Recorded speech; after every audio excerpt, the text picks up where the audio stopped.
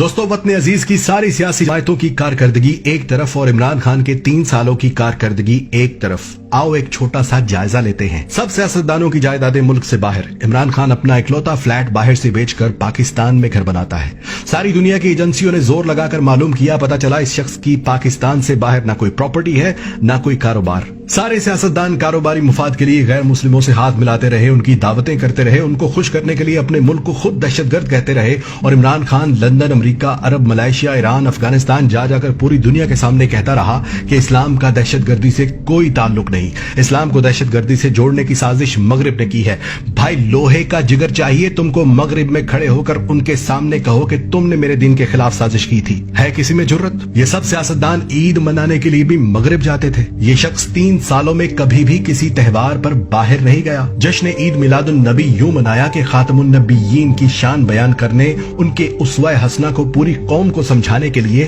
رحمت للعالمین اتھارٹی بنا دی، جس سے پہلی بار 12 ربیع الاول پر سرکاری طور پر نبی پاک صلی اللہ علیہ وآلہ وسلم کی ولادت پر اسمبلیوں میں چراغاں کیا گیا، درود شریف صلوات کی آوازیں گونج رہی تھیں۔ لاہور کو پیرس بنانے والوں نے سود پر ادھار پیسہ لے کر لاہور میں اورنج ٹرین میٹرو بس تو بنا دی، جس کا قرض ہم آئندہ 30 سالوں تک بھی اتارتے رہیں گے، مگر اسی اورنج ٹرین کے آس پاس دور دراز سے آئے لوگ فٹ پاتھ پر سوتے رہے۔ سخت سردی میں بے یار و مددگار بے گھر لوگ ٹھٹھرتے رہے، نہ کوئی سیاستدان آیا ان کے پاس، نہ کسی چیف جسٹس نے نوٹس لیا تھا۔ پھر اسی عمران خان نے وہاں پر پناہ گاہیں بنا دی، مفت کھانا بیت المال سے کھلا رہا ہے، ہزاروں لوگ مستفید ہو رہے ہیں، اور اب کم سے کم کوئی غریب، کوئی پردیسی سخت سردی میں فٹ پاتھ پر نہیں سوتا یا بھوکا نہیں رہتا۔ سیاستدان اپنا علاج لندن میں، امیر اپنا علاج پرائیویٹ اسپتالوں میں کرواتے تھے، اور غریب کو سرکاری اسپتال کے چکر لگانے کے لیے چھوڑ دیا گیا، جہاں کسی غریب کو معمولی آپریشن کی تاریخ بھی 3 مہینے کی دی جاتی تھی۔ 2 رستے ہوتے تھے غریب کے پاس، یا تو وہ کسی سے لاکھوں روپے ادھار لے، زیور بیچے، گھر بیچے اور پرائیویٹ اسپتال میں جائے،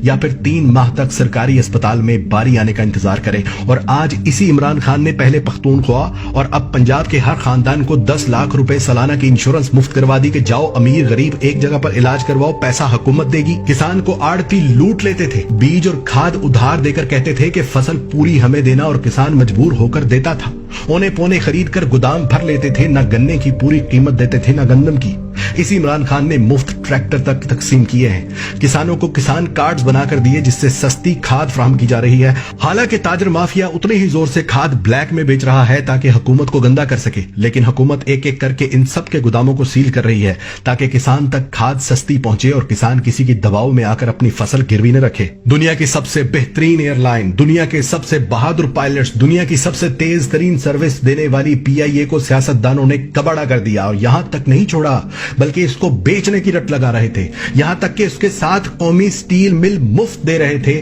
PIA کی ملکیت امریکہ میں موجود روزویلٹ ہوٹل گروی رکھ چکے تھے، جس کی نیلامی کی تاریخ مقرر ہو چکی تھی۔ قومی ایئر لائن کی سروس کویت، عراق، یورپ، امریکہ سمیت متعدد ممالک میں بند کی جا چکی تھی کہ PIA آج بند ہوئی کہ کل۔ اور پھر اسی عمران خان نے PIA کو قرض کی دلدل سے نکالا، اس کے ہوٹل روز ویلٹ کا سارا قرض اتارا، کویت سمیت تمام ممالک کے لیے ایک ایک کر کے PIA کو پھر سے چلا دیا۔ اور سنو، اب پائلٹس کی ٹریننگ کے لیے خطے میں سب سے پہلے جس نے ڈیجیٹل مشینری خریدی ہے اس ملک کا نام پاکستان ہے۔ بینک غریب کو جوتے کی نوک پر رکھتے تھے، قرض چھوڑو بجلی کا بل جمع کروانے کے لیے بھی لمبی لائنوں میں لگتے تھے، قرض صرف امیروں کو ملتا تھا، اور اسی عمران خان کی بدولت وہ سارے بینک اس بات پر راضی ہو گئے کہ وہ اپنا گھر سکیم میں غریبوں کو بلا سود قرض دیں گے۔ سیمسنگ جیسی انٹرنیشنل کمپنی کے موبائل فون اور ٹی وی پاکستان میں بن رہے، موٹر سائیکل اور الیکٹرک گاڑیاں پاکستان میں تاریخ میں پہلی بار بن رہی، سیاحت میں پاکستان کو نمبر 1 ڈیسٹینیشن پر لے آیا، اسکردو کا ایئرپورٹ چلا دیا جہاں روزانہ ہزاروں ملکی اور غیر ملکی سیاح آ جا رہے ہیں۔ پہلا وزیر اعظم جو 18ویں ترمیم کے باوجود سندھ والوں کو بھی ٹرانسپورٹ کی سہولت وفاقی بجٹ سے دے گیا، ہندوستان کی چھاتی پر پاؤں رکھ کر ڈیم بنا رہا،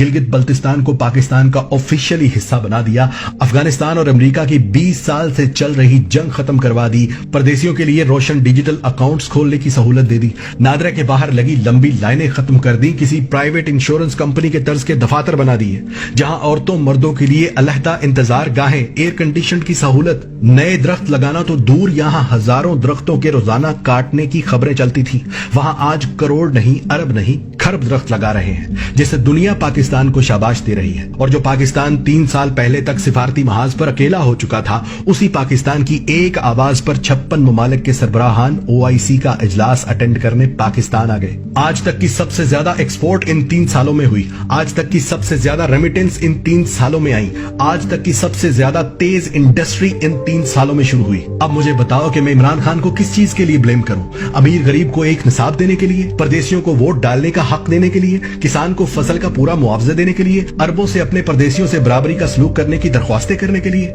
अमेरिका को एब्सोल्युटली नॉट कहने के लिए, मोदी को साड़ियां और आम भेजने की बजाय रिटेलिएशन की धमकी देने के लिए, अक़वाम मुत्तहिदा में ला इलाहा इल्लल्लाह कहकर हम लड़ेंगे का नारा लगाने पर, गरीब अमीर का एक जैसा इलाज करवाने पर, जखीरा अंदाजों के खिलाफ तहरीक चलाने पर, एक्सपोर्ट बढ़ाने और इंपोर्ट को रोकने पर, पुलिस को अवाम दोस्त बनाने पर, सहाफियों को झूठ बोलने पर सजा देने पर, किस चीज पर मैं ब्लेम करूं उसे? भाइयों, कोरोना के बावजूद इस शख्स ने अल्लाह की मदद से 70 साला पाकिस्तान की तारीख के मुकाबले में वो काम किए हैं कि अल्लाह की कसम मुझे अब इस पर कोई शक नहीं कि इस शख्स के साथ अल्लाह की तरफ से खास रहमत है। वरना 56 ममालिक में वाहिद एटमी ताकत सरहदों पर दुश्मनों से घिरा हुआ मुल्क पाकिस्तान इसराइल और अमेरिका को एब्सोल्युटली नॉट बोलकर जाता कहां? अगर किसी को मेरे बताए गए एक भी लफ्ज पर शक हो तो अपने सोर्सेज से चेक करना, एक एक लफ्ज सच निकलेगा, एक एक बात हकीकत निकलेगी। और आज पहली बार मैं पाकिस्तान के साथ साथ इमरान खान को भी जिंदाबाद कहता हूं।